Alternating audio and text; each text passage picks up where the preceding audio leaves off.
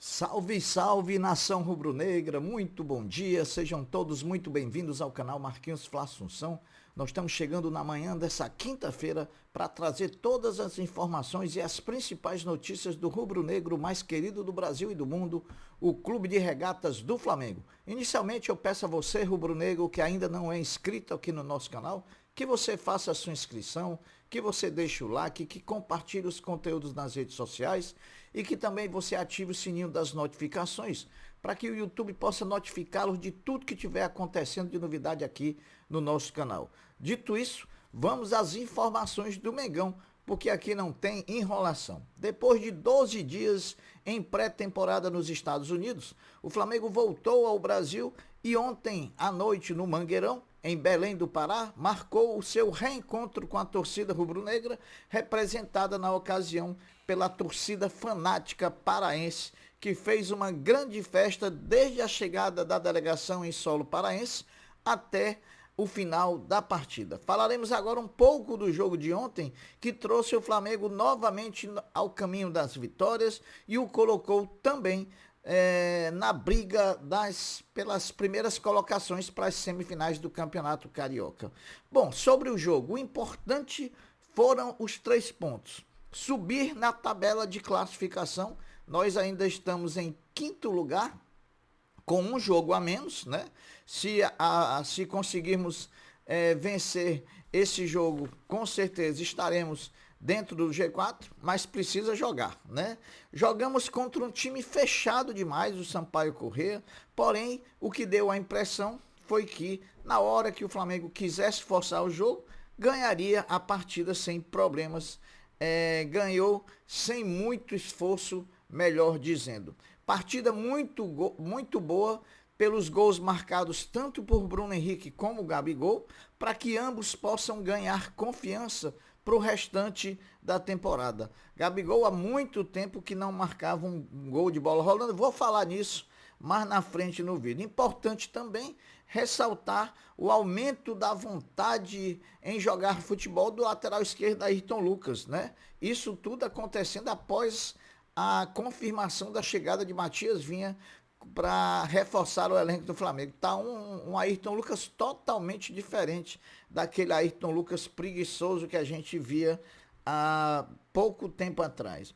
Importante também o treinador Tite ser coerente, dar vez ao Gabigol e ao Bruno Henrique, poupar o Cebolinha, o Pedro e o Fabrício Bruno, que devem ser titulares no próximo domingo diante do Vasco. Não se enganem, Gabigol e Bruno Henrique vão voltar para o banco. Pedro e Cebolinha serão titulares contra o Vasco da Gama. O Flamengo deixou a cidade de Belém em voo fretado hoje por volta de 1h30 da manhã, chegando no Rio de Janeiro por volta das 5 da manhã.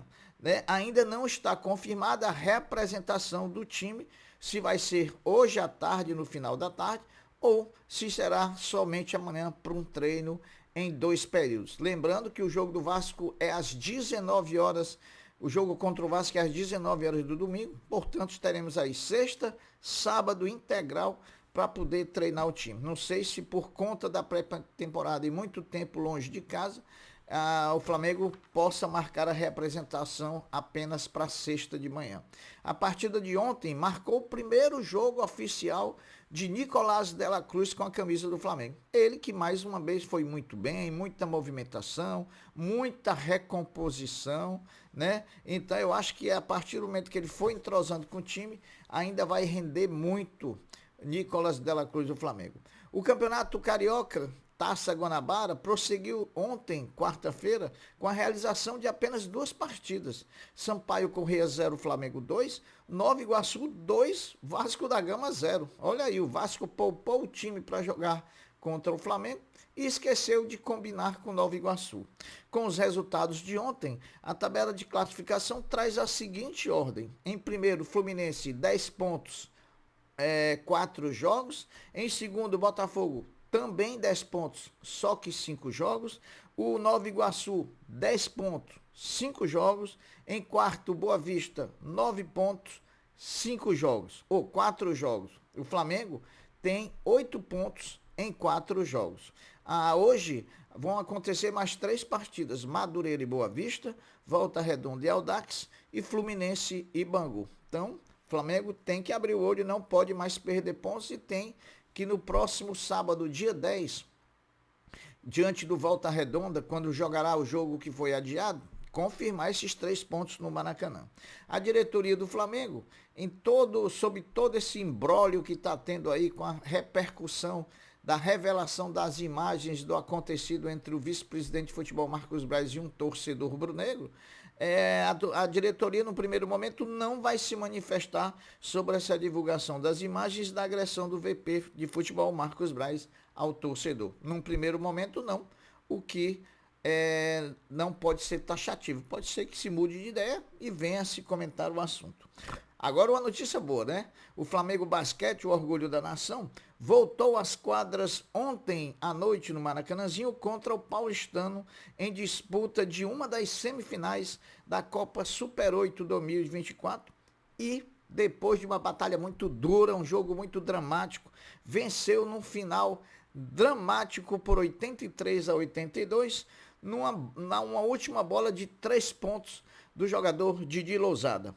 Agora, o Flamengo faz a grande final da Copa Super 8 no próximo sábado, 17 horas, no Maracanãzinho, contra a Unifacisa, que eliminou o Minas Tênis Clube. Gui Deodato foi o nome grande da partida de ontem contra o Paulistano. Porém, a cesta de 3 pontos, no finalzinho, faltando 4 segundos para terminar a partida, foi de Didi Lousada, que comemorou muito. Então, vamos para a primeira disputa de final do Flamengo em 2024. Vai ser no basquete, na Copa Super 8, sábado, 17 horas, no Maracanãzinho. Meus amigos, hoje, quinta-feira, às 21 horas, no Tijuca Tênis Clube, o líder da Superliga Feminina de Vôlei, o Sesc Flamengo, enfrenta o Pinheiros de São Paulo, visando a manutenção da liderança da competição e uma invencibilidade de 12 partidas na atual edição do campeonato. O Sport TV transmite a partida com exclusividade a partir das 21 horas. Após ter sua primeira oferta recusada pelo Flamengo, o Corinthians subiu o valor oferecido pelo lateral direito Mateuzinho. Antes, o Timão propunha o pagamento de 3 milhões de euros fixo, cerca de 16 milhões de reais, mais 1 milhão de euros caso o jogador atingisse algumas metas. Agora, a proposta é de 4 milhões de euros fixo, aproximadamente 21,4 milhões de reais. A CBF, Confederação Brasileira de Futebol, aumentou os valores das cotas da Copa do Brasil para 2024. Com isso, o campeão pode garantir até 96,39 milhões de reais, caso esteja na competição desde a primeira fase. Sábado, meus amigos, dia 3, é o reencontro da nação rubro-negra com o novo time de futebol feminino do Flamengo. O rubro-negro entra em campo pela primeira vez na temporada 2024 contra o arquirrival Fluminense pela Copa Rio. O jogo será realizado no estádio da Portuguesa, o estádio Luso Brasileiro, às 10h30 da manhã. Ainda não está confirmada a transmissão, porém, a Flá TV deve transmitir normalmente essa partida. Desde ontem, quarta-feira, já estão disponíveis para os sócios torcedores do Flamengo a venda dos ingressos para as 2 próximas partidas do Flamengo como mandante do Maracanã, contra o Botafogo, dia 7, e contra o Volta Redonda, dia 10. Os ingressos terão valores compreendidos entre R$ 17,50 setor norte, meia entrada, e R$ 400 entrada inteira no setor Maracanã+. Então, os ingressos vão de R$ 17 a R$ 400. Meus amigos, o Porto de Portugal anunciou a contratação do zagueiro Otávio junto ao Famalicão, também de Portugal, por 12 milhões de euros sobre 80% dos direitos econômicos do atleta. Como o Flamengo tinha 30% dos direitos econômicos, vai se procurar saber agora como vão ficar repartidos esses direitos econômicos, já que não foi vendido 100% do atleta, foi vendido apenas 80%. Então, vamos ver, ao que tudo indica, o Flamengo possa ter vendido 20% e ficado ainda com 10% do Otávio, que já é uma boa grana que vai entrar aí nos cofres do Mengão. Acabou o jejum, meus amigos. Depois de 6 meses, Gabriel Barbosa, ou Gabigol, voltou a fazer um gol com a bola rolando pelo Flamengo. Na noite de ontem, contra o Sampaio Corrêa, no Mangueirão. O último gol que o Gabriel tinha marcado de bola rolando, jogando com a camiseta do Flamengo, foi no dia 26 de julho de 2023, quando da vitória do Flamengo lá em Porto Alegre por 2-0 diante do Grêmio, em partida semifinal da Copa do Brasil. Então, tomara que esse seja o primeiro de muitos gols que o Gabriel marque nessa temporada.